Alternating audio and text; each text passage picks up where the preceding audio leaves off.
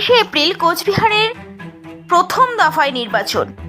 আর এই নির্বাচনের দিন যতই এগোচ্ছে ঠিক ততই যেন উত্তপ্ত হয়ে উঠছে কোচবিহারের দিনহাটার ভ্যাটাগুড়ির রুইয়ের কুঠির তৃণমূলের অঞ্চল সভাপতির বাড়িতে খড়ের গাদায় আগুন এবং বোমাবাজির ঘটনার সামনে আসতেই চাঞ্চল্য ছড়িয়েছে ওই এলাকা জুড়ে। জানা যায় যে গতকাল গভীর রাতে একদল দুষ্কৃতী ভ্যাটাগুড়ি অঞ্চল তৃণমূল সভাপতি ধীরেন্দ্রনাথ বর্মনের বাড়িতে রাত 12:30টার সময় বোমাবাজি করে এবং খড়ের গাদার ওপর আগুন লাগিয়ে দেয়। একই সাথে ফায়ারিং করে সেখানে তারা। তৎক্ষণাৎ ওই বাড়ির লোকজন বাইরে বেরিয়ে আসলে সেখান থেকে পালিয়ে যেতে সক্ষম হয় দুষ্কৃতীরা। এরপর খবর দেওয়া হয় দমকল এবং পুলিশ কর্মীদের প্রচেষ্টায় প্রায় ঘণ্টাখানেকের চেষ্টায় আগুন নিয়ন্ত্রণে আসে। সেখান থেকে উদ্ধার হয় বেশ কয়েকটি তাজা বোমা। সেই বোমাগুলিকে উদ্ধার করে নিয়ে আসে দিনহাটা থানার পুলিশ। কার্যত নির্বাচনের আগে এমন ঘটনাকে কেন্দ্র করে চাঞ্চল্য ছড়িয়েছে ওই এলাকা জুড়ে।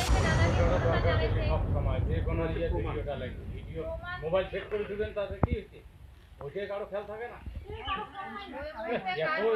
বড় বড় মোবাইল দৌড়ে হলো ভিডিও উঠবে, দৌড়ে হলো ভিডিও। যখন আগুন জ্বলছে, আগুনের এরকম ভিডিও দেখেন না, দেখেন না, খবর দেখেন, তাহলে ওই রাত্রে বেলা তো সাংবাদিক যায় না, পরে যায় বাড়ির লোকে তুলে রাখে, পরে ওটা দিয়ে দেয় ওই ভিডিওটা।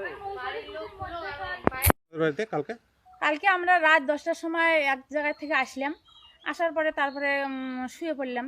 তখন মনে করো 10টা 11টা পার হয়ে গেছে।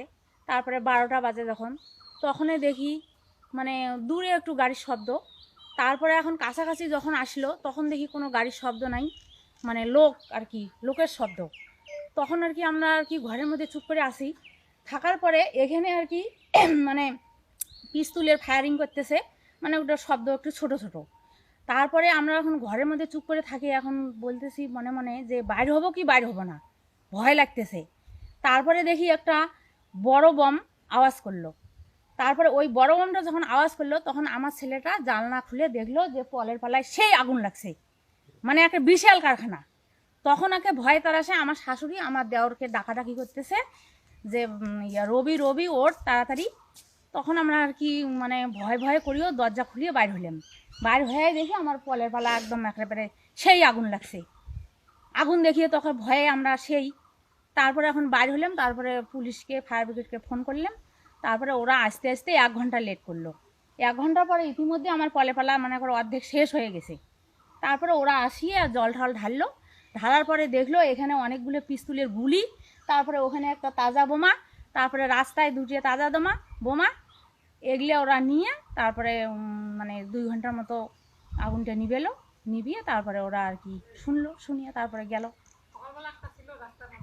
তারপরে আজকে আবার সকালবেলা ওই যে ওখানে একটা সোলার লাইট আছে রাস্তার ওখানে, ওখান থেকে আবার এখন পুলিশ আসি ওই বোমটা নিয়ে গেল।